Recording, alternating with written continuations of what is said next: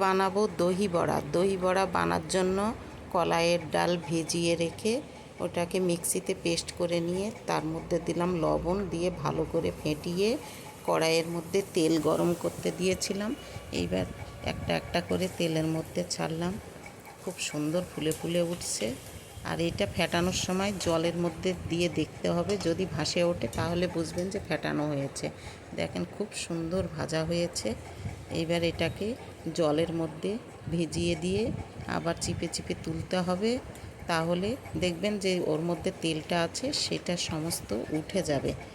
তো এইভাবে করবেন। আর তার মধ্যে এইদিকে আমি দই নিব, টক দই। দইয়ের মধ্যে দিলাম লবণ, অনেকে চিনিও দেয়।